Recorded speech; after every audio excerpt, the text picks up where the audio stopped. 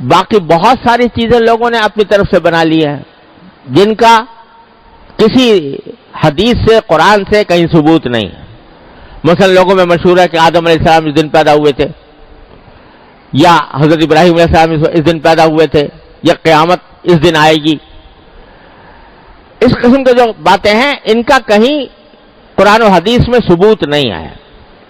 جتنا ثبوت ہے وہ میں نے عرض کر دیا ہے. تاریخی اگر واقعہ کوئی اس سے وابستہ ہے تو موسیٰ علیہ السلام کا. ایک اور غلط فہمی یہ بھی ہے کہ بعض لوگ عاشورہ کی حرمت اور اس کی عظمت اس وجہ سے سمجھتے ہیں کہ اس دن میں حضرت حسین رضی اللہ تعالیٰ عنہ کی شہادت واقع ہوئی. اس میں کوئی شک نہیں کہ حضرت حسین رضی اللہ تعالیٰ عنہ کی شہادت بڑا ہی المناک واقعہ ہے ہماری تاریخ کا. لیکن عاشورہ کی حرمت اس کی وجہ سے نہیں. حرمت تو میں نے عرض کیا پہلے سے چلی آ رہی ہے، ابراہیم علیہ السلام کے وقت سے چلی آ رہی ہے. بلکہ حضرت حسین رضی اللہ تعالیٰ عنہ کی فضیلت میں ایک فضیلت یہ بھی ہے کہ ان کی شہادت اللہ تبارک و تعالیٰ نے مقدر فرمائی عاشورہ کے دن. تو یہ ان کی فضیلت ہے، لیکن اس کی وجہ سے محرم کے اندر کوئی فضیلت عائد نہیں ہوتی. اور بے شک حضرت حسین رضی اللہ عنہ کی شہادت کا واقعہ بڑا ہماری تاریخ کا المناک واقعہ ہے. نبی کریم صلی اللہ علیہ وسلم کے نواسے، آپ کے جگر گوشہ، وہ اس طرح شہید ہوئے مظلومانہ انداز میں. تو یہ ایک بہت ہی بڑا کربناک اور المناک واقعہ ہے. لیکن اللہ تبارک و تعالیٰ نے ہمیں یہ تلقین فرمائی ہے، نبی کریم صلی اللہ علیہ وسلم کی تلقین یہ ہے، کسی کی بھی وفات ہو، کسی کی بھی شہادت ہو، تو نبی کریم صلی اللہ علیہ وسلم نے یہ فرمایا کہ اس موقع پر ماتم کرنا، گریبان چاک کرنا، اپنے گالوں کی پٹائی کرنا، اس کو سرکار دو عالم صلی اللہ علیہ وسلم نے ارشاد فرمایا کہ جو ایسا کرے وہ ہم میں سے نہیں ہے. اور خود حضرت حسین رضی اللہ تعالیٰ عنہ، کامل ابن اسیر تاریخ کی مشہور کتاب ہے، اس کے اندر لکھا ہے کہ حضرت حسین رضی اللہ تعالیٰ عنہ نے اپنی وفات سے اپنی شہادت سے 2 روز پہلے یا 3 روز پہلے اپنی بہن حضرت زینب رضی اللہ تعالیٰ عنہ ان کو وصیت کی کہ بہن، یہ الفاظ میری پیاری بہن، یہ الفاظ ہے، میری پیاری بہن اگر میں شہید ہو گیا تو میرے اوپر نہ گریبان چاک کرنا، نہ اپنے گالوں کو مارنا، اور نہ اپنے کپڑے پھاڑنا. یہ وصیت فرمائی حضرت حسین رضی اللہ تعالیٰ عنہ. لہذا اس قسم کی جو کارروائیاں کی جاتی ہیں وہ نبی کریم صلی اللہ علیہ وسلم کے احکام کی بھی خلاف ورزی ہے، اور خود حضرت حسین رضی اللہ تعالیٰ عنہ کے احکام کی بھی خلاف ورزی ہے.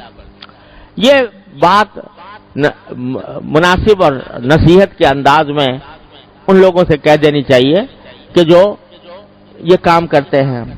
لیکن یہ بھی ساتھ میں عرض کر دوں کہ بندے کا کام یہ ہے کہ وہ حق کی بات حق طریقے سے، حق نیت سے اور نصیحت کے انداز میں، شفقت اور محبت کے انداز میں پہنچا دے اس شخص کو جو غلط راستے پر ہے. لیکن پھر اس کی ذمہ داری ہے کہ وہ حق کو اختیار کرتا ہے یا باطل کو اختیار کرتا ہے. انسان کو اس بات کا مکلف نہیں کیا گیا کہ وہ زبردستی دوسرے کو اپنی بات منوائے. قرآن کریم کی وہ آیت جو میں نے پچھلے جمعہ میں پڑھی تھی، نبی کریم صلی اللہ علیہ وسلم سے اللہ تبارک و تعالی نے خطاب کر کے فرمایا لست علیہم بمسیطر فذکر انما انت مذکر. نصیحت ضرور کرتے رہیے، آپ نصیحت کرنے والے ہیں. لست علیہم بمسیطر، لیکن آپ ان کے اوپر داروغہ بنا کر نہیں بھیجے گئے کہ زبردستی ان کو ہدایت کے راستے پر لائے. جب کافروں کے بارے میں نبی کریم صلی اللہ علیہ وسلم کو یہ ہدایت دی گئی ہے تو اگر کوئی غلط راستے پر ہیں مسلمان، اسلام کا دعویٰ کرنے والے، ان کو بھی محبت پیار سے بے شک سمجھا دو. لیکن کوئی آدمی داروغہ نہیں بنایا گیا کہ زبردستی اس کو مجبور کرے کہ نہیں تم میری بات مانو اور اپنی بات چھوڑو. لہذا یہ جو ہمارے معاشرے کے اندر یہ ایک بعض لوگوں کا یہ ذہن بن گیا ہے کہ وہ دوسروں کو اپنے عقیدے کی طرف زبردستی کھینچے اور اگر کوئی نہیں آتا تو اللہ بچائے لڑائی کے اوپر بھی آمادہ ہو جائیں، مارنے پیٹنے پر بھی آمادہ ہو جائیں.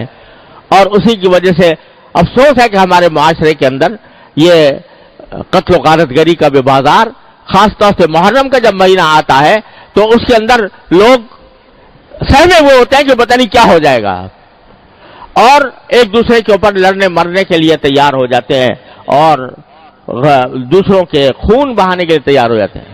ارے یہ تو وہ مہینہ ہے کہ جس کے بارے میں نے شروع میں بتایا کہ کافر لوگ بھی لڑائی اگر ہو رہی ہوتی تھی محرم کا مہینہ کے اندر لڑائی ان کے نزدیک بھی حرام تھی.